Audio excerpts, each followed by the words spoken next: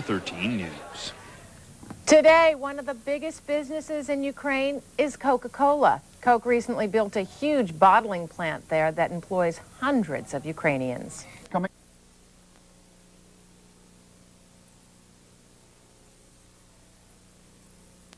These days, the language that you hear in some Northern California classrooms isn't English, it's Ukrainian.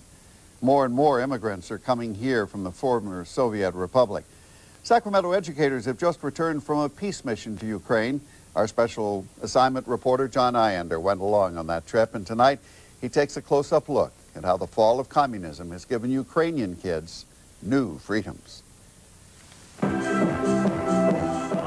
A rock concert going full blast, laser light and smoke, and thousands of kids letting off steam. But this isn't Arco Arena. It's a stage in what used to be the Soviet Republic of the Ukraine. An expression of freedom like this 8 years ago would have been unthinkable. The state police never would have allowed it.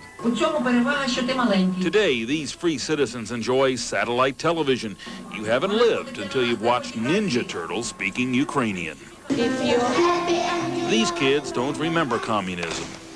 if you're happy and you're not. Today, English is a required language for every Ukrainian student, and the American influence is prized. Today, our children have prepared a performance for you. Every parent wants their student to learn English and to be taught by an American teacher, so there's a demand for it.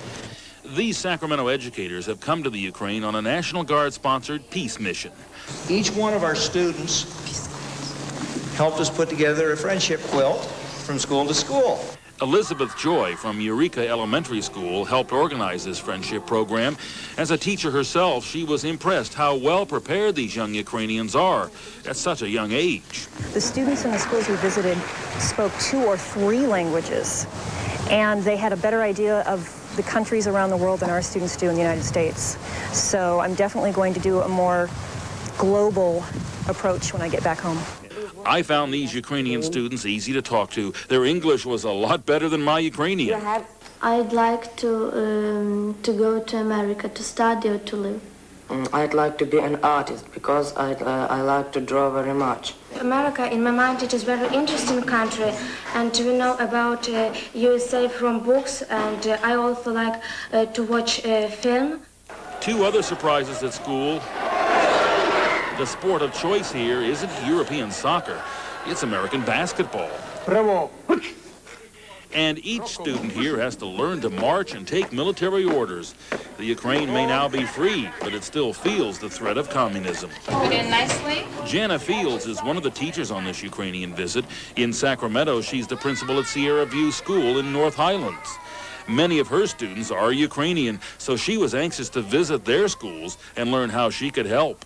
The only map they had of the United States was hand-drawn on a piece of canvas and attached to a backing. So we're definitely going to send them maps. We're also going to put together boxes of books. And if they get there, then we will put together more boxes of books, because their books for learning English are very, very, very outdated. This festival celebrates the town of Lviv and its newfound freedom. That's where we met Larissa, a young entrepreneur and part owner of a brewery. She's a lady with an eye on the West. Do you ever plan to import this Ukrainian beer into the United States? We'd like to. We'd like to. If we have American partners interested in our beer, I think there won't be any problem. Most Ukrainians have quickly embraced Western capitalism, but many of these senior citizens told us they miss the pensions and perks the Soviets once allowed, like free transportation. These senior citizens told us they think the new government is corrupt, that its high taxes have caused runaway inflation that has made it difficult to live. I feel bad for people who are older because they have nothing now, and they invested so much in the communist system. The Red Star may have set here, but corruption still remains. Now it's slipped underground. Teachers told us bribes can change a student's grades, and a payoff to the right government official can get you a better job. Gorbachev came, I sat down with Marco and Vitali, 2 young college students who remember communism. There were no human rights, no civil rights. Yeah, no open-mindedness, no free ideas. So how corrupt is the new Ukraine? Mafia is powerful up there.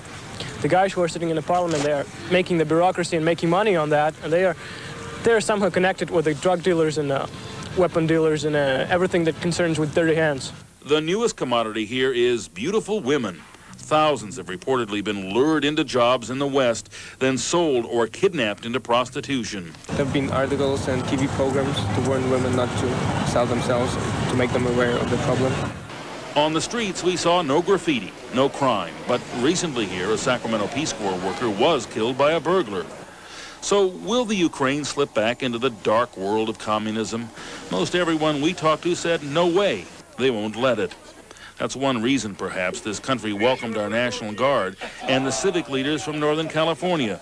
And to show our appreciation, we've now invited many of our new Ukrainian friends to our area. The first are set to arrive here next month. On special assignment in the Ukraine, Jon Iander, KOVR 13 News. So those youngsters John was talking to all seemed pretty sharp, didn't they? Well, here's something to consider, parents. Ukrainian students spend a lot more time in class than do America's kids. They have to go to school as well on Saturday.